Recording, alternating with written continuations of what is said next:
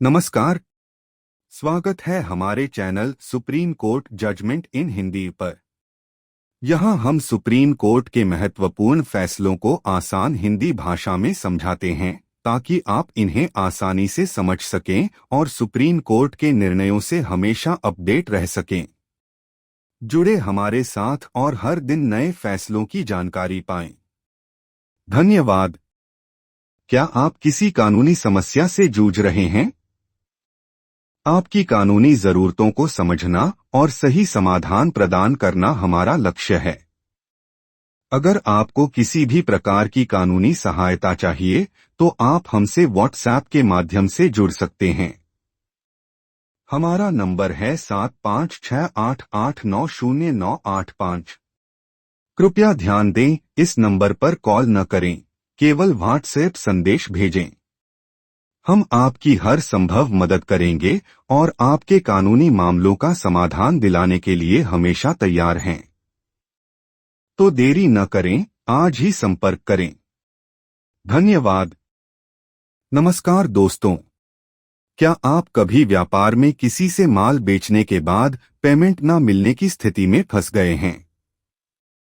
क्या ऐसा मामला आपराधिक होता है या केवल सिविल केस बनता है? आज हम एक बेहद महत्वपूर्ण सुप्रीम कोर्ट के फैसले की बात करने जा रहे हैं। अशोक कुमार जैन बनाम स्टेट ऑफ गुजरात, जहां एक व्यापारी के खिलाफ एफआईआर दर्ज हुई थी, लेकिन कोर्ट ने साफ कहा, सिविल विवाद को आपराधिक रंग नहीं दिया जा सकता। तो चलिए शुरू करते हैं और जानते हैं इस केस की पूरी कहानी एकदम आसान भाषा में। Short facts of the case. मामले की पृष्ठभूमि। इस केस की शुरुआत होती है गुजरात से, जहां अशोक कुमार जैन, जो कि श्रीलंका की एक कंपनी मायू इंपोर्ट एंड एक्सपोर्ट एलटीडी के डायरेक्टर हैं, उन्होंने सूरत की एक कंपनी अंश प्रिंट्स से साल 2012 से 2014 के बीच साड़ियां खरीदी। ट्रांजैक्शन में तीसरी पार्टी ओसवाल ओवरसीज के जरिए माल श्रीलंका भेजा गया। आरोप ये लगा कि माल भेजने के बाद 39 लाख रुपए की पेमेंट नहीं की गई। इसके 3 साल बाद 2017 में एक एफआईआर दर्ज की गई, जिसमें कहा गया कि शुरू से ही धोखा देने की नीयत थी। Charges and sections applied. धाराएं और आरोप। अब जानते हैं कि किन धाराओं में केस दर्ज किया गया था। धारा 406 आईपीसी, आपराधिक विश्वासघात, क्रिमिनल ब्रीच ऑफ ट्रस्ट। धारा 420 आईपीसी, धोखाधड़ी, चीटिंग। इन धाराओं के तहत शिकायतकर्ता ने आरोप लगाया कि अशोक जैन ने जानबूझकर धोखा दिया और विश्वासघात किया। Main issue before the supreme court. Supreme court के समक्ष मुख्य मुद्दा। अब असली सवाल ये था, क्या ये एक आपराधिक मामला है या सिर्फ एक व्यापारिक विवाद, सिविल डिस्प्यूट? क्या केवल पेमेंट ना होना ही धोखाधड़ी कहलाएगा? Proceedings across courts, judgments referred. न्यायालयों की प्रक्रिया और अन्य संदर्भित फैसले।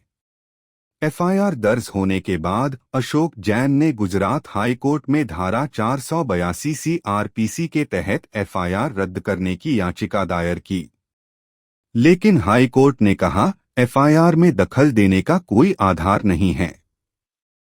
इसके बाद मामला सुप्रीम कोर्ट पहुंचा। सुप्रीम कोर्ट ने इस बात पर गहराई से विचार किया कि क्या एफआईआर के आरोप आपराधिक हैं या नहीं। की कंसिडरेशन ऑफ दिस जजमेंट। इस निर्णय की मुख्य बातें। सुप्रीम कोर्ट ने कुछ महत्वपूर्ण बातें कही। व्यापारिक लेन देन में यदि पेमेंट नहीं हुई है तो जरूरी नहीं कि वह धोखाधड़ी हो। एफआईआर में ऐसा कोई सबूत नहीं है कि माल मंगवाते समय आरोपी की नीयत खराब थी। धारा 406 में विश्वासघात तभी माना जाएगा जब किसी के पास आपकी संपत्ति रखी गई हो और उसे गलत तरीके से इस्तेमाल किया गया हो। यहाँ ऐसा कुछ नहीं हुआ। 3 साल बाद एफआईआर दर्ज करना खुद ही इस मामले को संदेहास्पद बना देता है। यह मामला पूरी तरह से सिविल प्रकृति का था। Final verdict analysis. अंतिम निर्णय की समीक्षा। सुप्रीम कोर्ट ने साफ साफ कहा, ऐसे मामलों में आपराधिक प्रक्रिया का दुरुपयोग नहीं किया जा सकता। एफआईआर को रद्द कर दिया गया। हाई कोर्ट का आदेश खारिज कर दिया गया। इस फैसले ने एक बार फिर स्पष्ट किया कि सिविल विवादों को आपराधिक रंग देना गलत है। Important points of the judgment, निर्णय के महत्वपूर्ण बिंदु। इस फैसले से जो बातें सीखने को मिलती हैं। हर बकाया पेमेंट का मतलब धोखाधड़ी नहीं होता। अपराध साबित करने के लिए नियत, इंटेंशन को देखना जरूरी होता है। देर से दर्ज एफआईआर भी अदालत के नजरिए को प्रभावित करती है। व्यापारिक विवादों में पहले सिविल उपायों की ओर जाना चाहिए। डिफेंस प्रेजेंटेड, दोनों पक्षों की दलीलें। अभियुक्त अशोक जैन की ओर से यह एक व्यापारिक लेनदेन था, धोखाधड़ी नहीं। माल भेजा गया पर पेमेंट में देरी हुई। एफआईआर 3 साल बाद की गई, यह दिखाता है कि मामला सिविल प्रकृति का है। प्रत्युत्तरदाता, कंप्लेनेंट की ओर से आरोपी की शुरुआत से ही गलत नीयत थी। जानबूझकर माल लेकर पेमेंट नहीं किया गया, इसलिए यह धोखाधड़ी और विश्वासघात है।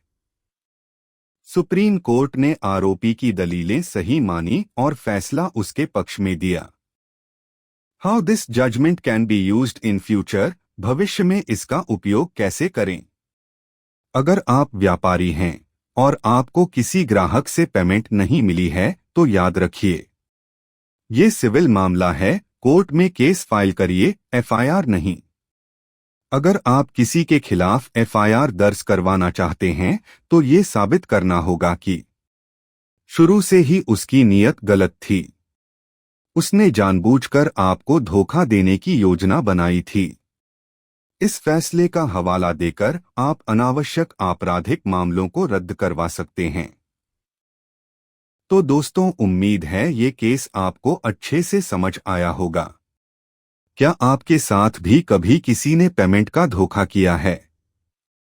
क्या आपने कभी एफआईआर दर्ज करवाई या सिविल केस लड़ा? कमेंट करके जरूर बताइए और इस वीडियो को शेयर कीजिए ताकि हर व्यापारी तक ये जानकारी पहुंचे। अगर आप ऐसे ही सुप्रीम कोर्ट के फैसलों की आसान भाषा में व्याख्या चाहते हैं तो चैनल को सब्सक्राइब करना ना भूलें। धन्यवाद। मिलते हैं अगले वीडियो में।